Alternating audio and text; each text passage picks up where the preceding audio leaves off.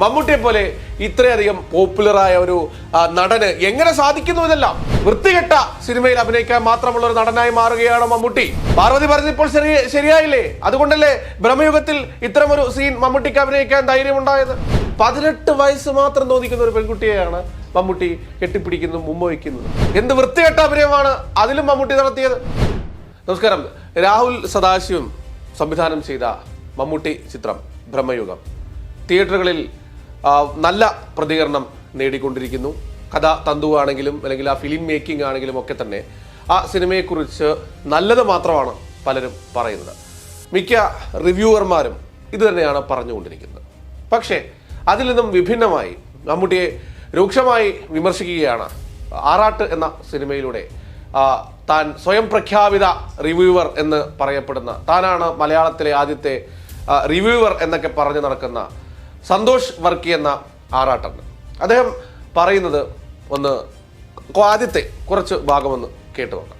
ബ്രഹ്മയുഗം നല്ല റിപ്പോർട്ടോടെ പോകുന്നു, എല്ലാവർക്കും നല്ല അഭിപ്രായമാണ്. പക്ഷെ അത് നോട്ട് ചെയ്ത കാര്യം പറഞ്ഞാൽ മമ്മൂക്ക് അങ്ങനെ സീൻ സാധാരണ ചെയ്യാത്തതാണ്. അതായത് ഈ ആറാട്ട് അണ്ണൻ പറയുന്നത് മമ്മൂട്ടി ഈ ഒരു സീരിയൽ അഭിനയിക്കാൻ പാടില്ലായിരുന്നു. മമ്മൂട്ടിയേക്കാൾ വയസ്സിന് ഏറെ താഴെ, അതായത് മകളുടെ മകളാവാൻ പ്രായമുള്ള ഒരു പെൺകുട്ടിയെ പീഡിപ്പിക്കുന്നതാണോ അല്ലെങ്കിൽ ഇത്തരം രംഗങ്ങളിൽ അഭിനയിച്ചത് ശരിയാണോ എന്നാണ് ചോദിക്കുന്നത്. ഒരു ഇന്റിമേറ്റ് സെക്സ് സീൻ നടക്കുന്നുണ്ട്. അതിൽ മമ്മൂക്കയുടെ കൊച്ചുമോളാവാനുള്ള പ്രായമുള്ള കുട്ടിയായിട്ടാണ് കാണിക്കുന്നത്. ജസ്റ്റ് കാണിച്ചു പോകുന്നുണ്ട്. അങ്ങനത്തെ സിനിമകൾ അങ്ങനത്തെ ഇത് അഭിനയിക്കരുതാണ് പാർവതി രൂപത്ത് പണ്ട് പറഞ്ഞ. ഒരു ഗ്രാൻഡ് ഫാദർ ഗ്രാൻഡ് ഡോട്ടർ നമ്മൾ ഇത് വളരെ തോന്നും. അത്രയ്ക്ക് പ്രായ വ്യത്യാസം വരുന്നുണ്ട്. അങ്ങനത്തെ സീൻസ് ശരിക്കും അഭിനയിക്കാൻ പാടില്ലാത്തതാണ്. അത് വളരെ വൾഗറായിട്ട് തോന്നും. കാരണം ഈ പ്രായ വ്യത്യാസം അത്രയ്ക്കാണ്. ഒരു സിനിമയെയോ ആ സിനിമയുടെ കഥാപാത്രത്തെയോ മനസ്സിലാക്കാത്ത ഈ മരപ്പൊട്ടന്മാരാണോ ഈ ചിത്രത്തെക്കുറിച്ചൊക്കെ പറയാൻ വേണ്ടി മുന്നിട്ടിറങ്ങുന്നത് എന്നുള്ള അതടക്കമുള്ള കമന്റാണ് ഈ വീഡിയോക്ക് താഴെയുള്ളത്. പിന്നീട് അദ്ദേഹം പറഞ്ഞു വെക്കുന്നത്, പാർവതി തിരുവോത്ത് അന്നേ പറഞ്ഞു, മമ്മൂട്ടി കസബയിൽ അഭിനയിച്ചപ്പോൾ അന്നും പറഞ്ഞിട്ടുണ്ട് പാർവതി. അന്ന് പാർവതിക്കെതിരെ രൂക്ഷ വിമർശനം ഉയർത്താനാണ് പലരും വന്നത്. പാർവതി പറഞ്ഞപ്പോൾ ശരിയായില്ലേ? അതുകൊണ്ടല്ലേ ബ്രഹ്മയുഗത്തിൽ ഇത്തരമൊരു സീൻ മമ്മൂട്ടിക്ക് അഭിനയിക്കാൻ ധൈര്യമുണ്ടായത് എന്നതടക്കമാണ് ആറാട്ടൻ പറഞ്ഞു വെക്കുന്നത്. മമ്മൂട്ടിയെ പോലെ ഇത്രയധികം പോപ്പുലറായ ഒരു നടന് എങ്ങനെ സാധിക്കുന്നു ഇതെല്ലാം?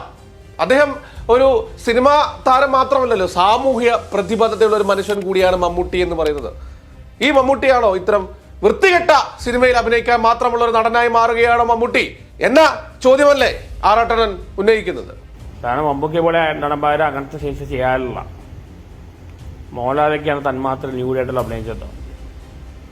ഇതിൽ ന്യൂഡിറ്റി ഒന്നുമില്ല, ഒരു സെക്സ് സീൻ, ഒരു ഇന്റിമേറ്റ് സീനാണ്. ലിപ്ലോക്കൊന്നും കാണിക്കില്ല, അല്ലെങ്കിൽ പോകുന്ന പോലെ കാണിക്കുന്നുണ്ട്. ആ സീൻ ഒഴിവാക്കാമായിരുന്നു. ഇത്രയും 72 വയസ്സുള്ള മമ്മൂട്ടി, ഒരു എത്ര വയസ്സുണ്ടാവും കുട്ടിക്ക്? ഒരു 18 വയസ്സുണ്ടാവുമായിരിക്കും. കൊച്ചുമോളുടെ മോളാവാനുള്ള പ്രായമുണ്ട്. അത് ഒഴിവാക്കാമായിരുന്നു. അത് മമ്മൂക്കയുടെ ഭാഗത്ത് ഞാൻ പ്രതീക്ഷിച്ചില്ല.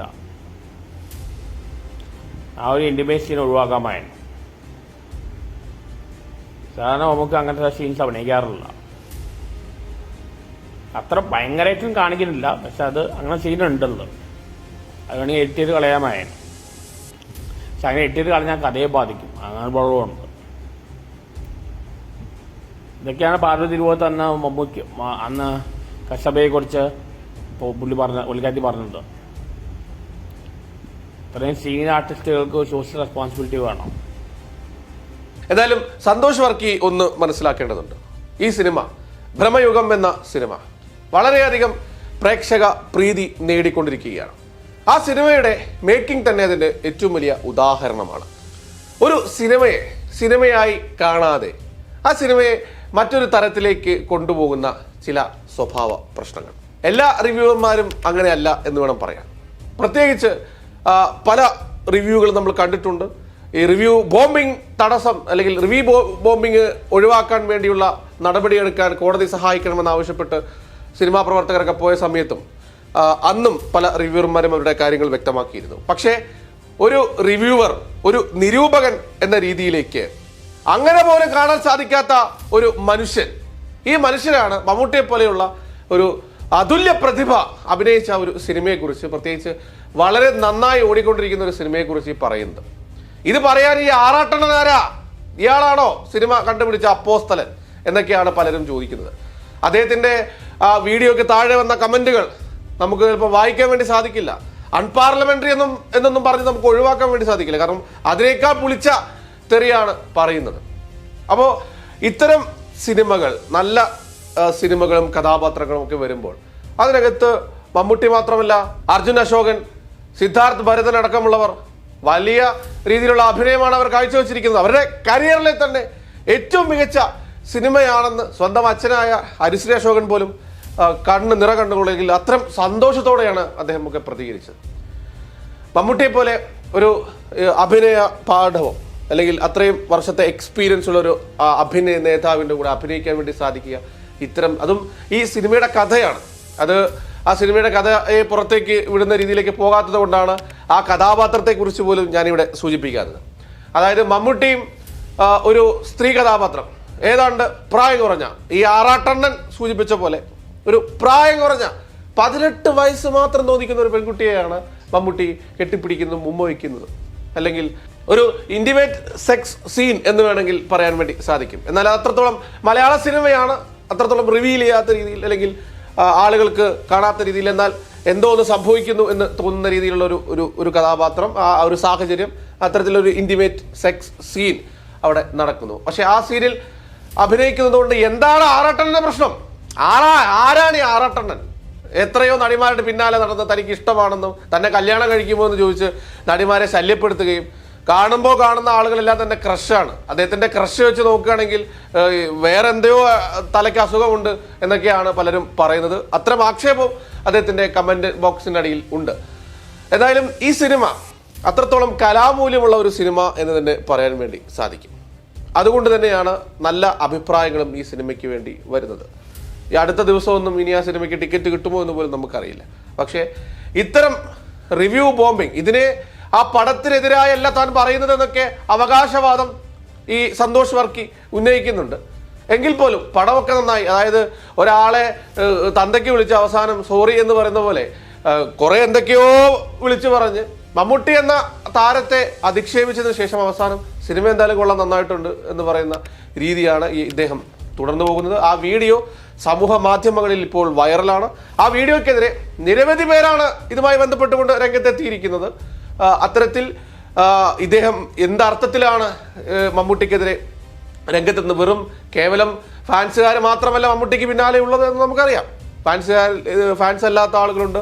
മോഹൻലാൽ ഫാൻസുകാർ പോലും മമ്മൂട്ടിയുടെ പല ചിത്രങ്ങളും ഇഷ്ടപ്പെടുന്നുണ്ട്. ഇതിനു മുമ്പ് ഇറങ്ങിയ കാതൽ ദ കോർ, ആ സിനിമയെ കുറിച്ചാണെങ്കിൽ ഇദ്ദേഹം ആ കാലത്തും ഇദ്ദേഹം ചില വാക്കുകളായി മുന്നോട്ട് വന്നിട്ടുണ്ട്. മമ്മൂട്ടിയുടെ ഒരു പടം, അതായത് കാതൽ ദ കോർ, എന്ത് വൃത്തികെട്ട അഭിനയമാണ് അതിലും മമ്മൂട്ടി നടത്തിയത്. ഒരു പുരുഷനുമായി ലൈംഗിക ബന്ധത്തിൽ ഏർപ്പെടുകയോ, അയ്യേ നാണക്കേട് എന്ന രീതിയിലൊക്കെ അതിനെ വിമർശിച്ചവരും അന്ന് ഉണ്ടായിരുന്നു. കാസ അടക്കമുള്ള സംഘടനകൾ അന്ന് മമ്മൂട്ടിയെ വിമർശിച്ച് രംഗത്തെത്തുകയും ഒക്കെ ചെയ്തിരുന്നു. ഇതിൽ അങ്ങനെയാണെങ്കിൽ ക്രിസ്ത്യാനികളെ കുറ്റം പറയുന്ന സിനിമയിൽ മാത്രമാണ് ഇദ്ദേഹം അഭിനയിക്കാറുള്ളത് എന്നായിരുന്നു അന്ന് കാസക്കാർ വാദിച്ചത്. അദ്ദേഹത്തിന്റെ യഥാർത്ഥ പേരടക്കം പറഞ്ഞുകൊണ്ട് ആയിരുന്നു, അങ്ങനെ ഒരു അഭിസംബോധന ചെയ്തുകൊണ്ടായിരുന്നു അവർ ഇതിനെതിരെ പ്രതികരണവുമായി രംഗത്ത് വന്നിരുന്നത്. അങ്ങനെയാണെങ്കിൽ ഈ സിനിമയിൽ ഏതാണ്ട് ഹിന്ദു മതത്തിലുമായി ബന്ധപ്പെട്ട ചില ആചാരങ്ങളുമായി ബന്ധപ്പെട്ടുകൊണ്ടുള്ള ചില സംഭവ വികാസങ്ങളുണ്ട്. പക്ഷേ അതുമായി ബന്ധപ്പെട്ട് ആരും അതിനെ ആ രീതിയിൽ കാണുന്നില്ല എന്നുള്ളതാണ്. ഒരു കല, അല്ലെങ്കിൽ ആ കലയുടെ അവതരണം, അല്ലെങ്കിൽ ആ സിനിമയുടെ കഥാതന്തു എന്താണ്, അതുമായി ബന്ധപ്പെട്ടുകൊണ്ട് മുന്നോട്ട് പോവുക, അതൊരു കഥാപാത്രമായി മാറുക, ആ കഥാപാത്രത്തെ അനശ്വരമാക്കാൻ വേണ്ടി ചില പൊടിക്കൈകളൊക്കെ ഉപയോഗിക്കുക, ഇതാണല്ലോ കല. അപ്പൊ ആ കലയുമായി ബന്ധപ്പെട്ടുകൊണ്ട് നടക്കുന്ന ഇത്തരം കാര്യങ്ങളിൽ അനാവശ്യ വിവാദങ്ങൾ കുത്തിക്കയറ്റുന്ന ഇത്തരം ആളുകളെ, ഈ അൺഫോളോ എന്ന് പറയുന്ന ഒരു ബട്ടൺ ഉണ്ടല്ലോ, അത് നമ്മൾ പറയും ഇനിയിപ്പോൾ എൻ്റെ ഈ ഒരു വാർത്ത കണ്ട് പലർക്കും ചിലപ്പോൾ അങ്ങനെ തോന്നുമായിരിക്കും. പക്ഷേ എങ്കിൽ പോലും ഈ അൺഫോളോ എന്ന് പറയുന്ന ബട്ടണൊക്കെ ഈ സന്തോഷ് വർക്കിക്കും പോലെയുള്ള ആളുകൾക്ക് വേണ്ടി ഉപയോഗപ്പെടുത്തുക എന്ന് മാത്രം പറഞ്ഞുകൊണ്ട് നമസ്കാരം.